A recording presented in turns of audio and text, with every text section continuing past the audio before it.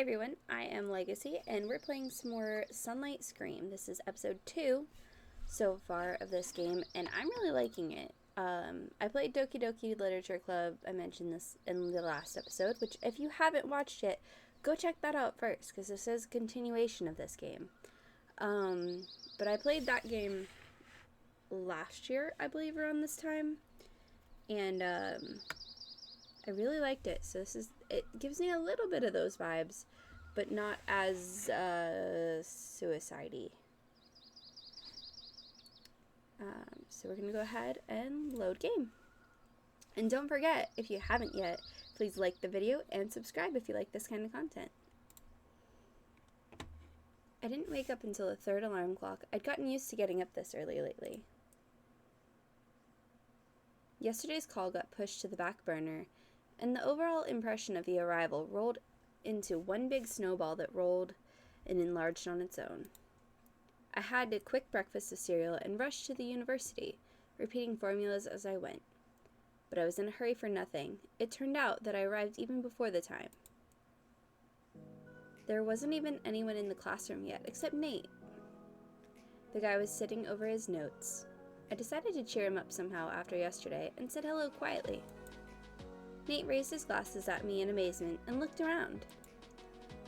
With every expression on his face, he always looked somehow frightened. Apparently, he couldn't believe that someone would just turn to him like that. Hi. Studying, huh? Yes. Hi. The guy opened his mouth to ask something else, but changed his mind on the fly and fell silent. After hesitating for a moment, he decided to ask, "Are you gonna mock me, too?" "What makes you think that? It's not even on my mind." "Because it's all everyone does." "All of them? Surely your group, or rather our group, is not without good people." "You're probably right, yes, but you're the first person who's ever talked to me without a purpose. Usually it's either homework or to make fun of me. So don't let them treat you like that. Sometimes you just have to fight back, or the attitude won't stop." "That's easy to say. Have you seen Grant? What could I possibly have against him?" "Well, not everything is solved by force. Look, you have something he doesn't. Brains. You could ask someone for help. Tell Mr. Johnson as a last resort. He seems to be able to help with that. If only it were as easy as you say, but thanks for the encouragement." The guy gave his first semblance of a smile. I felt even more sorry for him. "You're Max, yes? I remember you're the new guy. I'm Nate." "Yeah, that's right. Nice to meet you, Nate." As we chatted, the classroom gradually filled with people. Soon, Samantha, Sarah, and closer to the bell, Leon, showed up. But as it turned out, because of the test for today, everyone was seated one at a time. Apparently, half the group was told to just show up at a different time. Good thing Grant wasn't here. Leon, as promised, shot his eyes in my direction and threw a file with answers on his phone. With the bell ringing, Mr. Johnson came in, greeted the group, and handed out the test forms. To my disappointment, Leon's answers didn't fit the test at all. I cast a judgmental glance in his direction, and my friend made a guilty grimace. I had to do it myself. Christian, 1 of 5. Oh, I have to take a test? What? I'm not prepared. No. There are 60 marbles in a bowl. Their colors are red, blue, and yellow. 1/3 of the marbles are yellow, so that's 20 of them. 1/4 of the marbles are blue, which is 15. How many red marbles are in the bowl? So 20 plus 15 is 35, so that leaves 25.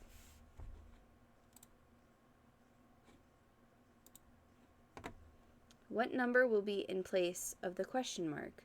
4, 6, 9, 6, 14, 6, 19. What number would be in this row after the 8?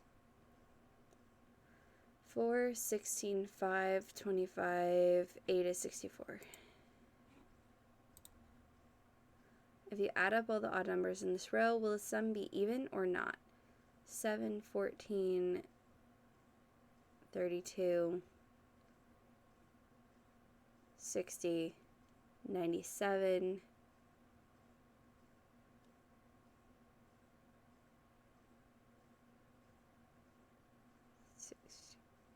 Even? I think it was even. Which number is the smallest?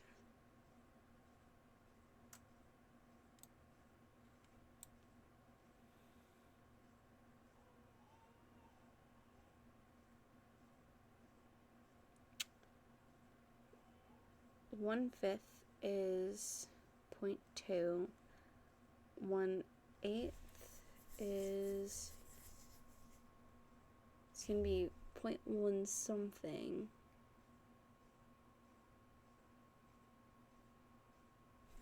So it'd be 0.1. I think. Oh, why so easy? They forgot to translate that.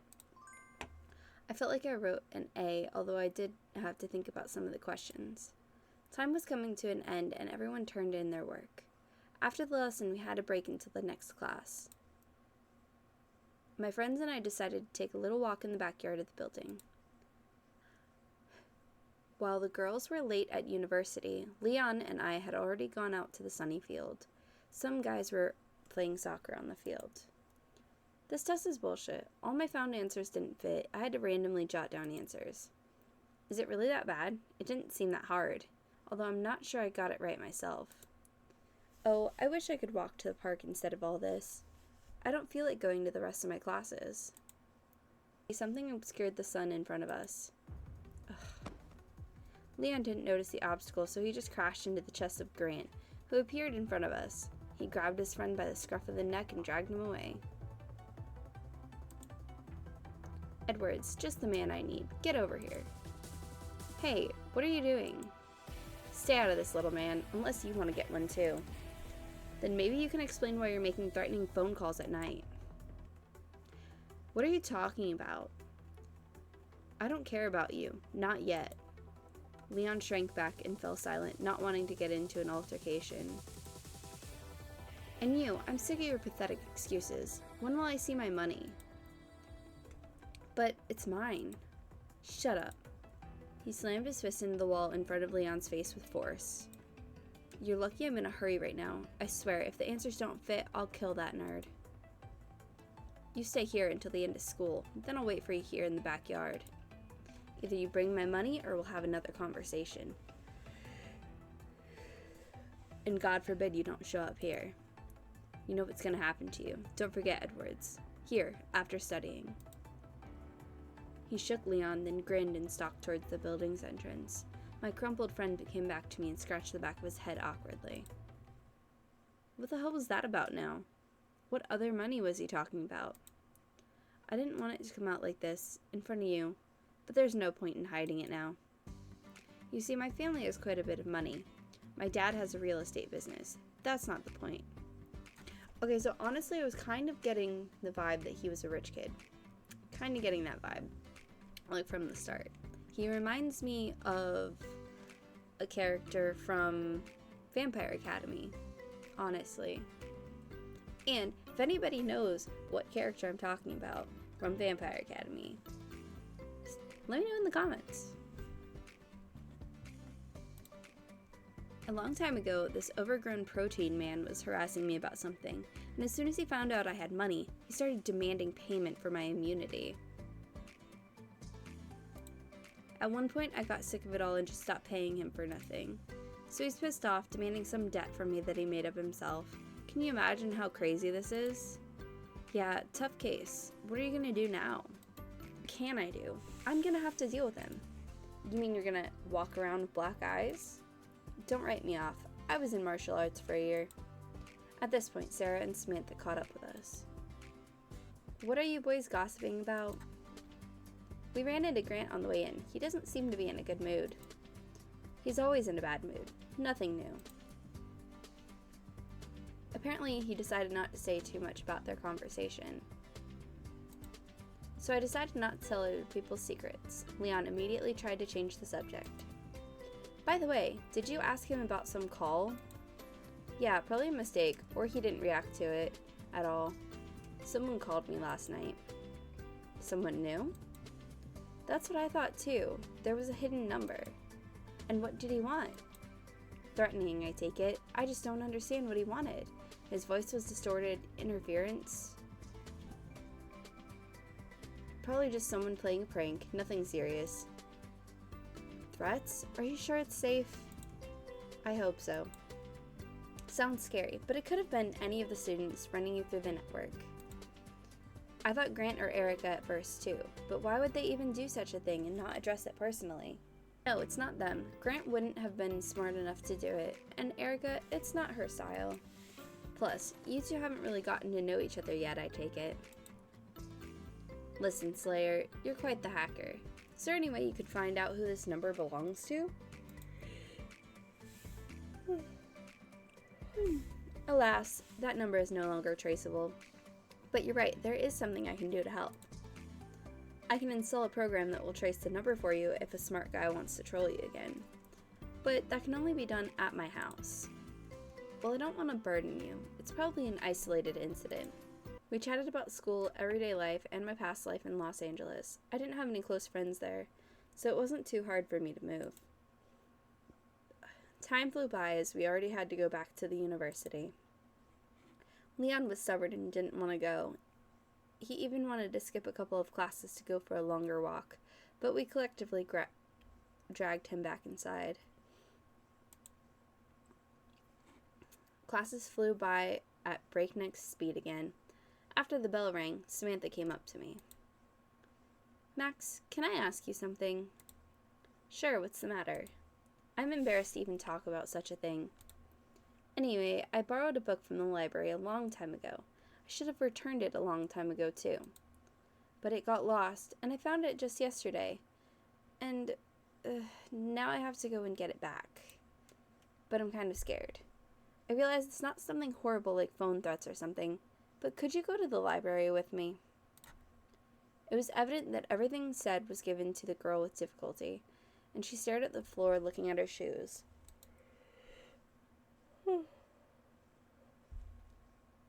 But then I remembered Leon, who was supposed to go to the meeting with Grant at the same time. Maybe it would be better to back him up. No. Why do I have to choose between them? Because if I don't go to the showdown to help Leon, he might get his butt kicked and then hate me. But if I don't go to the library with Samantha, she might hate me. But I'd rather him not get killed, so that's what we're going to do.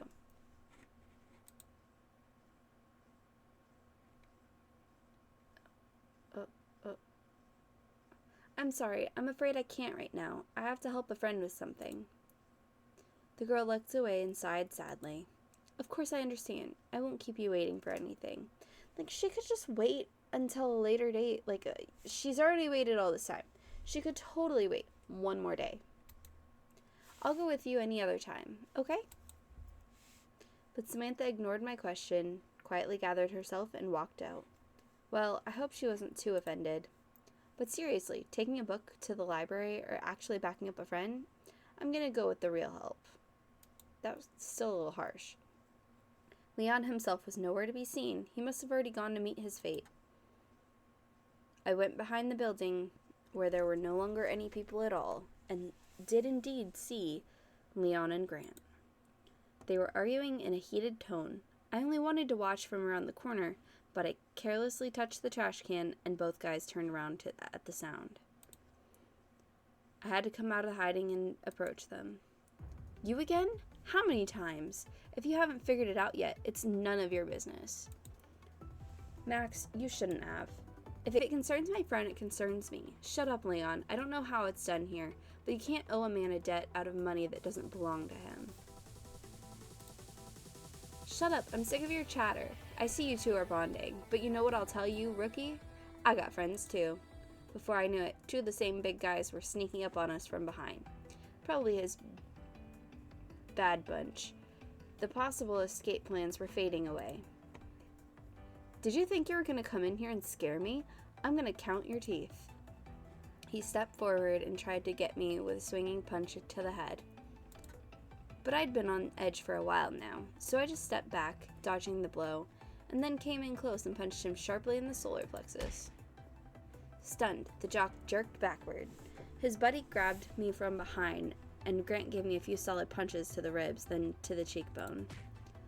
The ground shifted out from under my feet, and I sank to the ground. Leon tried to fight the other big man, but he was unsuccessful. As I recovered, he was thrown to the ground and kicked. I was vaguely aware of what was going on when suddenly there was a high-pitched loud sound like some kind of siren squeaking.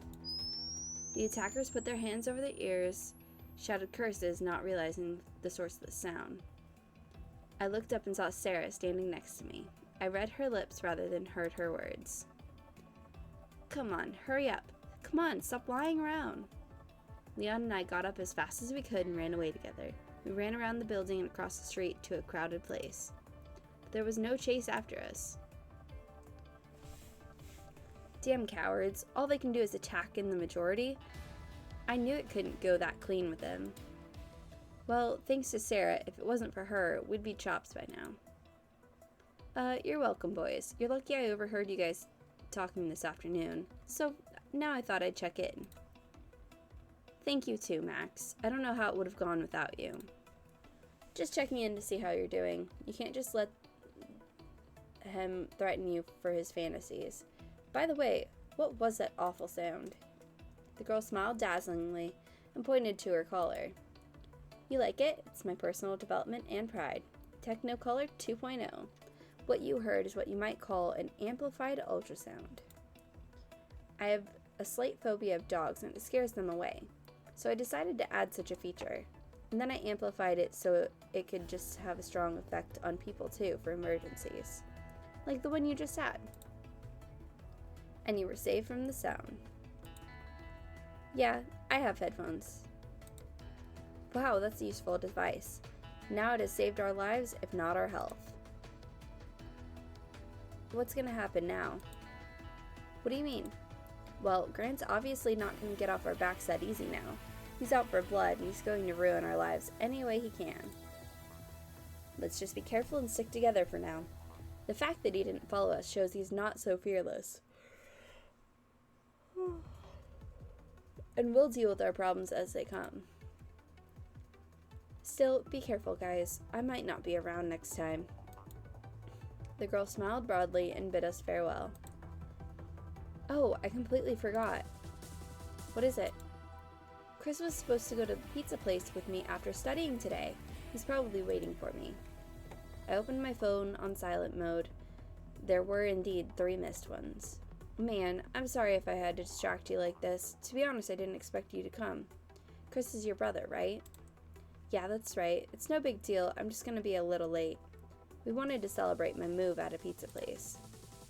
Then I won't keep you any longer. Pizza is sacred. Have a good celebration. Thank you. I'll see you tomorrow then. We said our goodbyes and I walked back to the entrance of the building where my brother was originally supposed to drive up. I called him back and soon his car was right outside. I got in the front seat and said hello to my brother. So, how's the adult life treating you? Is it as scary as you thought? You know, it could be worse. I made friends with a few guys, didn't seem to be that far behind academically. So you're already making new friends. That's my little brother. Are you hungry, or did you eat something? My stomach rumbled treacherously. I hadn't really eaten anything since this morning. I'm actually starving. And that's great, because now we're going to get the best pizza place in Sunlight City. My treat. You like pizza, don't you? You're asking? I love it. Hey, what's this? Who did this to you? He did get a good look at the bruise that appeared to be drawn on my face. Oh, that. It's nothing serious. Have you had a fight with someone yet? I'm not judging, but don't be in a hurry to make enemies. You can always do that. Yeah, sometimes those enemies find you on their own. Well, then you don't have to go straight. Sometimes you can find a way around it, and then you can kick it in the butt. I grinned softly. Contrary to my expectations, my brother didn't even scold me or ask for details. I grinned softly. Oh, whoops. By the way, do you want to go for a ride? You wrote me that you got your license, but you don't have a car there. The place is in the Navigator. It'll take you there in no time. Really? Can I? You're not afraid I'll ruin the car? It's pretty cool. I did have a license, but I had never driven my own car. Chris really made me happy when he got there. I can't believe I have such an awesome brother. Sit down before I change my mind. We switched places. I carefully started the car and drove. You know you're the best brother ever. Maybe because I'm your only brother? Chris chuckled. But you can remind me more often. You can go faster if you want. Let's go for a joyride. I pressed the gas pedal and the car sped forward. I'd never driven so fast before. Chris opened the windows and fresh air rushed in. Woohoo! There were hardly any cars on the road at all. Small towns have their advantages. All the difficulties and tensions of the past day faded away, filling my thoughts with euphoria and high. I guess life here isn't so bad. I'll make new friends, spend more time with my brother, figure out my future. I stopped at a stoplight. Thank you for everything, bro. I don't know how I can thank you enough for giving me a chance here. Thank you for everything, bro. I don't know how I can thank you enough for giving me a chance here. You're my only family left, and that means a lot to me. Geez, Max, are you that hungry? What's with the sudden attack of cuteness? Again, he joked away, but quickly grew serious. Of course I'll help you in any way I can. You're my brother. We have to take care of each other. Family comes first. Chris's smile, a red traffic light, a car-free intersection, tires screeching, an approaching black figure. I had no time to react, though in my brain those fractions of a second stretched into an endless loop. A huge black Jeep slammed into us at full speed. The clang of metal, shards of broken glass flying before his eyes. It didn't hurt, like I wasn't a participant in what was happening, but watching a movie in slow motion. And then I fell into a black, tightening abyss, and it was over. Hundreds of bright lights flashed in front of my face, a distant sound as if it were the other end of a telephone wire. Slowly, thoughts and feelings began to return. And of course, the overriding feeling is pain. My head was slightly buzzing at first, but as I awakened, it started to straight up split. What does that mean? Am I still alive? With the effort of a student who sat up all night playing computer games and has to get up in a couple hours for a session on an important subject, I opened my eyes and was immediately blinded. Too much white light, I clammed back up. My consciousness gradually cleared and the sounds became more real and closer. I pulled myself together and opened my eyes again. This time the light didn't cut into my eyes as much, and there was a girl in a red and white uniform and the same crimson hair leaning over me. Oh, you're awake at last. How are you feeling? Before I fully realized what was happening, I looked around. Everything was so white. I'm lying in a separate bed in the hospital, all bandaged up like a mummy. I can see the outline of the city window in the distance. That would be the nurse. What happened? Accident. Black SUV. Chris, where's Chris now? I blurted out as my memory mapped out the recent events. The nurse worriedly checked my forehead. Max, calm down please. I'll explain everything to you, but you need to calm down. I'm as calm as a boa constrictor. Tell me where my brother is and I'm out of here. I tried to free my arm, but it was tightly bound, and my strength was all but gone. The nurse sighed and shook her head. As you may have guessed, I'm a nurse. My name is Scarlett Blair, and I'm looking after you here. You've been down for a few days now, even though your vitals have been stable. A few days? Oh crap, how many days have I missed? Chris must be worried. I gotta get out of here. But since you said the vitals are stable, can I get out of here now? Of course, you'll be out of here soon. We just want to make sure you're okay. But then why does she sound so depressed? Wait, how do you know my name? You called me Max. Yes, of course, your friends called us. They're all worried about you, worried that you just dropped out of university like that, and they finally got through here. My friends, Leon, Sarah, and Samantha were worried about me. Even though that we hadn't known each other that long, they found me, called me, told the name. Crap, they're really great guys. Max, I'm sorry, but your brother didn't make it. The car hit you on his side. Death was instantaneous. When the body was pulled out, it was mangled beyond recognition. The ground fell out from under my feet. More specifically, the bed. What? Chris is dead? No, it can't be. We just met. I can't lose him again. I'm sorry, Max. You wanted to know the truth, and I wanted to put it off. There's no point embellishing events. Tell me, what's the last thing you remember before the accident? I tried to recall all the minute events in my memory. I'm driving, traffic light, we stopped. There was no one in front of it. There were no cars on the street at all. We were talking about something. With my side vision, I noticed a black spot that was getting bigger and coming towards us. It was a black Jeep that hit us from the side with all its might. I don't remember anything else. Stop. Hit from the side where Chris was sitting, crushing the passenger seat. Where I was supposed to sit. No. He asked me to drive, and he saved my life. Tears came to my eyes at the realization of the hopelessness and blind luck that had given me life. It should have been me. Disappointment was quickly supplanted by anger. What kind of car was it? He couldn't have been going that fast by accident. It was a free intersection. That psycho deliberately drove into us. What brought me here? That psycho deliberately drove into us. Who brought me here? What happened to that car?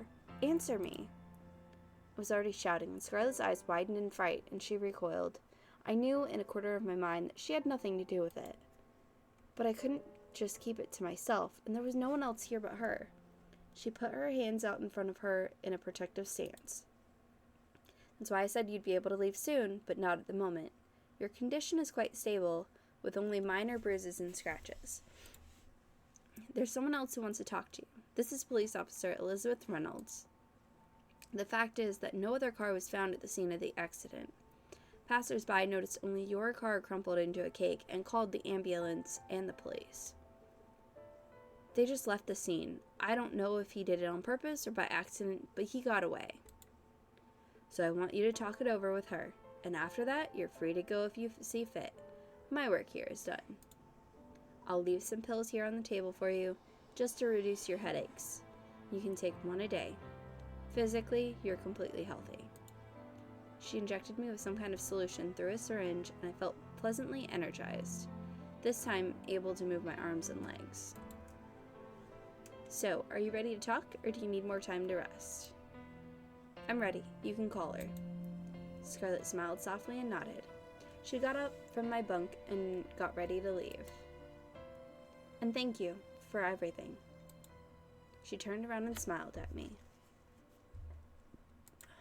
You're welcome, darling. It's my job. If you have more ailments, come straight to me. I'm sorry we had to meet under these circumstances. After that, she came out. After working on my arms, I was finally able to free myself from the bandages and sit up on my bunk. I felt much more awake after her injection. I found some minor abrasions and bruises on my body, but nothing serious. My head still ached, but the new food for thought partially dulled the pain. What the hell? Who would want me dead? Or Chris? I've only been in this town a couple of days, and no one knows me. What about Chris? Maybe he crossed someone at work. Then why did the killer hit from that direction? Was I supposed to be sitting there? Or had I picked a random side?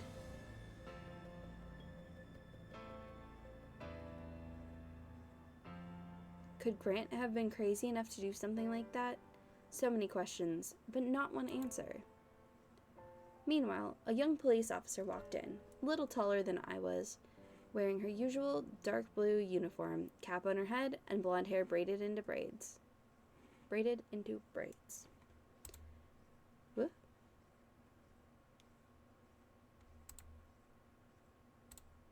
At the entrance, she took off her cap and nodded to me. The girl studied me impartially with her stern eyes and introduced herself. Senior Police Officer Elizabeth Reynolds. I'm sorry for your loss, kid. I heard what happened. I'd like to get on the case. Hello, officer. I don't know what to tell you. Did you find anything about the car that hit us? Alas, no. Our cameras are all broken in that part of town. Actually, I was going to ask you questions, but I take it you don't remember anything? Just what I already told the nurse. There was a big black Jeep, there were no other cars in the neighborhood, so it's not just a coincidence he was aiming straight at us and then just drove off.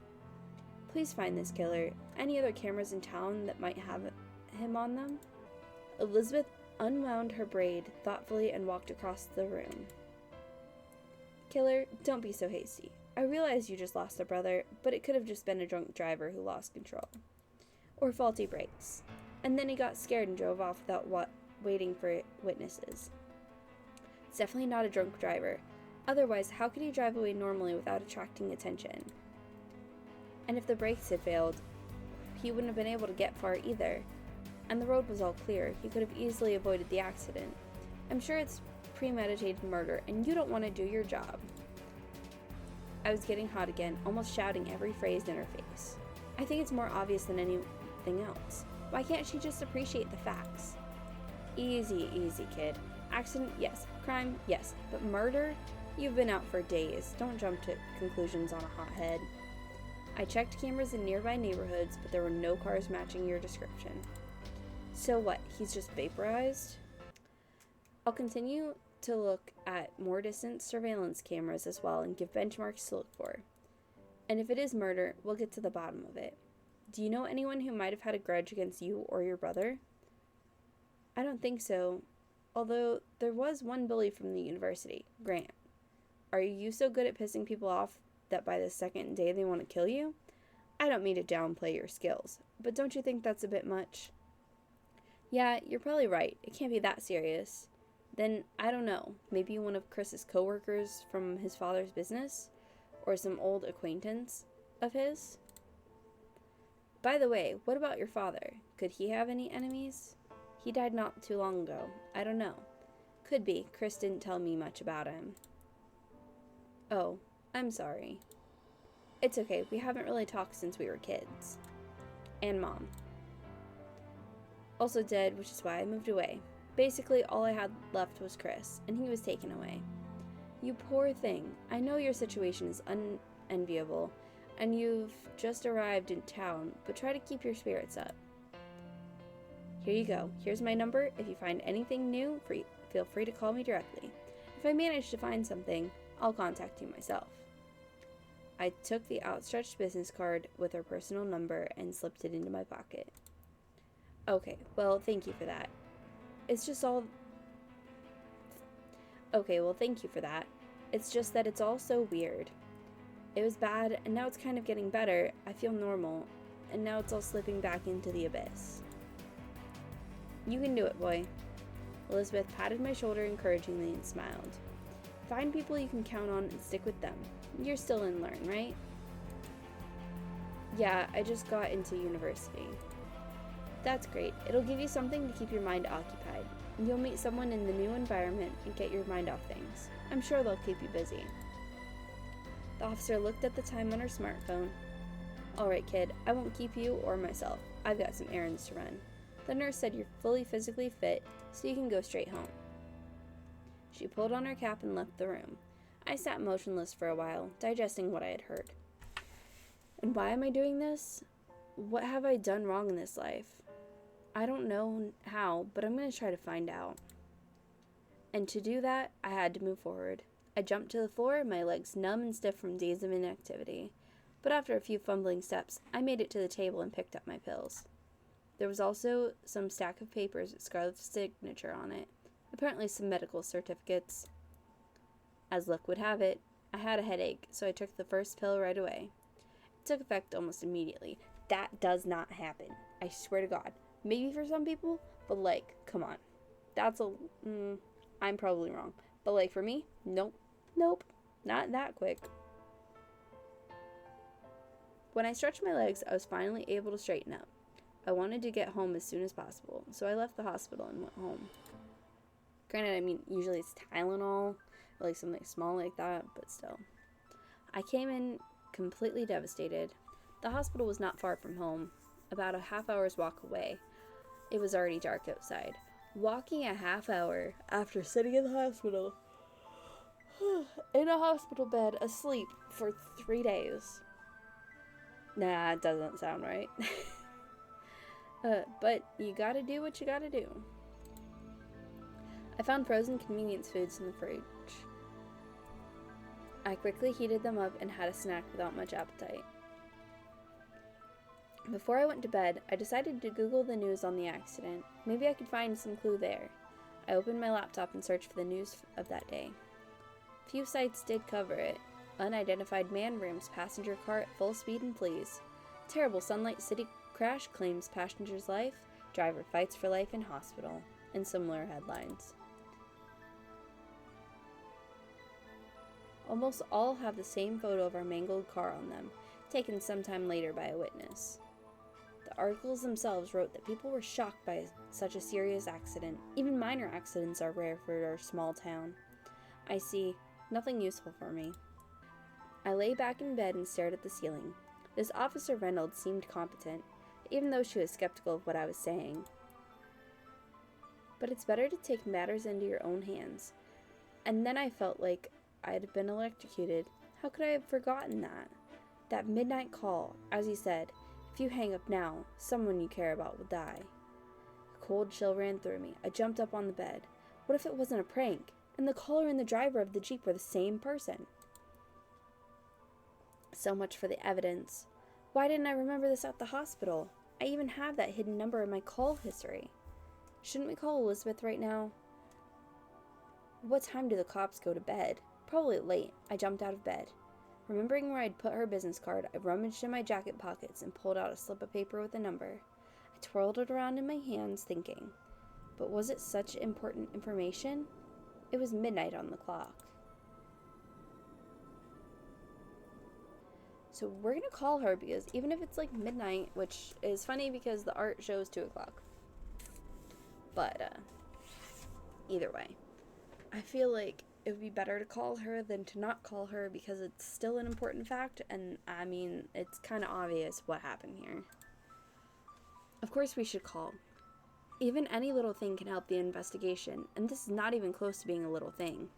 Someone was directly threatening me, following me, switching my voice. I dialed a number on my phone and waited. At about the 10th dial phone, the phone was picked up and the sleepy voice of the officer was heard.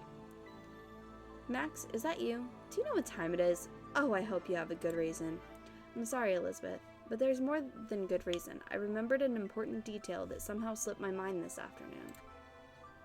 Whoa, don't talk so fast. Come on, take a breath and calmly explain to me what your call is. The day before, at night, a man called me, from a hidden number. He openly threatened me, and it was something about killing people close to me. Interesting. Who called you? What exactly did he say? Do you still have the number? His number was hidden, and his voice was altered and muffled by some interference. I don't remember exactly what he said, but the gist of it was that he had a grudge against me, and he wasn't happy about my coming to town. And also, I think he was spying on me. Spying? What do you mean? He knew I was walking around the room. Maybe he just guessed. Or maybe he's a damn stalker and knows where I live.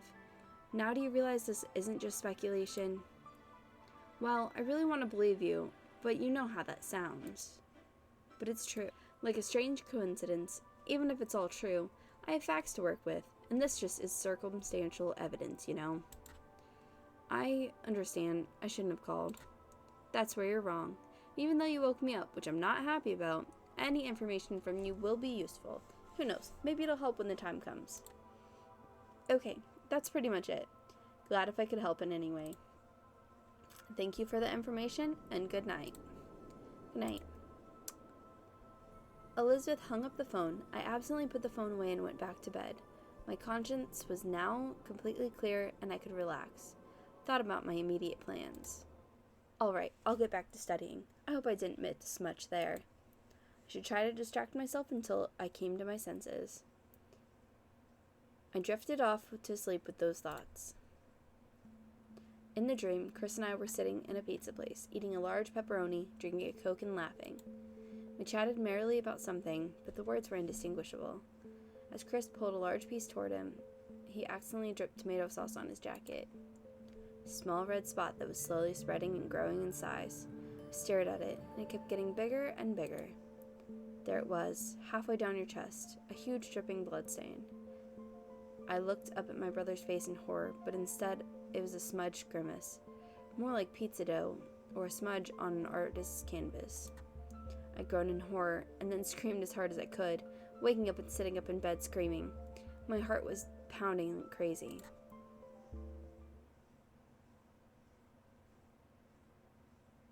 Turning my head, I didn't immediately realize where I was or that it was a dream. After scrolling through a brief summary of recent events in my head, I glanced at the phone. 5 minutes to my alarm. That's great. After having a quick breakfast and getting cleaned up, I went to study. This time I navigated the walls of uni quickly. When I slammed my locker shut, Sarah was already standing in front of me. Her green eyes lit up at the sight of me, and she smiled welcomely. Oh, Max, hi. I wasn't sure it was you. I thought I was mistaken. Well, in light of recent events. I didn't expect to see you so soon. Oh my god, are you okay? I was worried. We all were. Hi, Sarah. So good to see you. I've been in the hospital for days, and I just woke up yesterday. How awful. I saw that you stopped showing up to class, and then this terrible news. I guessed it was you. Unfortunately, I guessed it was you. And whoever was in the car with you. That was my brother, Chris. I finished. Uh-oh. I'm sorry, but it's a good thing you survived. By the way, I don't want to overshadow your return, but we have another test today. What? Again? It was only a few days ago. I'm shocked. They're tightening up the program. We can't get through the material in time. Well, then, we'll have to hope for luck, I suppose. Not necessarily. This test will be less brutal than the last one. It'll be a full group, and we'll sit in pairs. I have an idea how I can help you. If you want to sit next to me, there's still a seat vacant. I'll explain more on the spot. And your desk mate? Still sick. Oddly enough, she's been moping around longer than you've been in a coma. But that's good for us right now. Yeah, I guess so. Thanks for the suggestion. Anyway, will you have lunch with me tonight? We could join our group. Of course, I wouldn't skip this. Good for you. The girl winked at me and disappeared among the crowd of students. I'd have to get to know her better, especially if she wanted to. There was still time to spare before the test itself. Today I arrived even earlier than I should have, and was in no hurry to get anywhere. And right there is where we're going to stop it for today. Hopefully I'll have episode 3 out soon as well. Make sure to like the video and subscribe if you like this kind of content. I also have purchased another game by this developer. So after I finish this one, I'm going to be starting that one. And I hope everybody has an awesome day, week, night, whatever it is at the time. And adios.